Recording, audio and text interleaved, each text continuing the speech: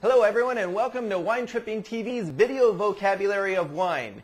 Today I have Russ Meek, sommelier and managing partner of Red, White, and Blues on, and he is today representing the Pasadena Wine Festival. Welcome, Russ. How are you? Good, good. So you're going to sponsor one of our video vocabulary words today, right? Yes, I am. Pardon the bustling environment around here. That's what we get throwing lots of parties.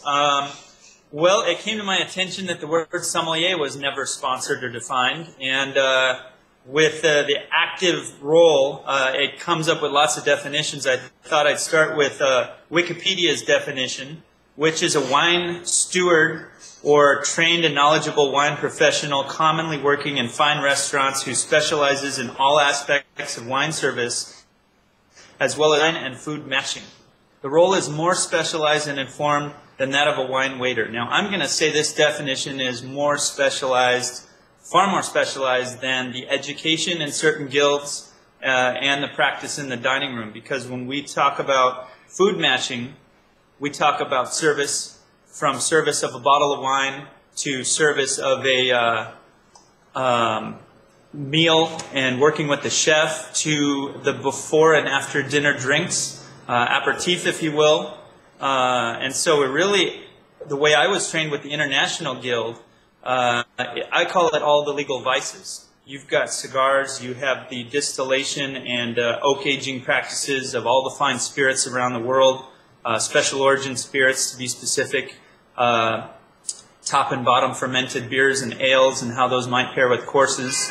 Certainly the cheeses and the finer foods from around the world. And wine happens to, I guess, be the most broad and romantic and interactive, because in 52 important regions around the world, there's a new vintage and new traditions. So then, as somebody who's a wine educator, would specialize maybe more in the theory of wine, whereas a sommelier is focusing primarily on service and pairing. Absolutely. So a true sommelier works the dining room and most importantly listens to people. And listening to people means not talking most of the time and bringing the right juice to say. So again, I touched on spirits. You never know if someone's in the mood to learn about scotches versus bourbons or tequilas. And it's important to be well-rounded. If you go to the court, you will get certified in your wine knowledge. And if you get your education with the International Guild, you get taught the full spectrum, again, of the legal vices. So it's been a good time. I've done both. My wife did the International Guild here, and she's a level 2, and so you can kind of jump over to the court and take their tests and feel like it's a walk in the park. Excellent. Yeah. Excellent. So let's talk a little bit about, first tell me really quick about Red, White, and Blues there in Pasadena. Red, White, and Blues, we are very proud to say, has been a busy destination for a balanced experience for adults, food, wine, and music. We just won Best Wine List 8 times in a row now, as far as my wine lists go, which is flattering in the Pasadena area. So I would like to say that's probably because it's not the biggest list, but because it's the most fun to read and it's the best value. That would be a key component in being a sommelier and a professional, is not what you like, but what the fundamental values are, and placing those splashes in front of people that over-deliver for the money. So that certainly is going on. I've got a couple of staff members who are getting their certification, one of which is level 2, so it's become a really great feeling. Just the other night at the bar, I had 11 sommeliers sitting there at 1 o'clock in the morning popping some really fun bottles. So we have a great time. Our chefs are young and talented, notch out of cordon bleu. Good friend of mine, Gabriel Contreras, heading up the team, hints in a Latin flair sometimes, goes to California sometimes, and big American cuts and 39 cheeses from around the world.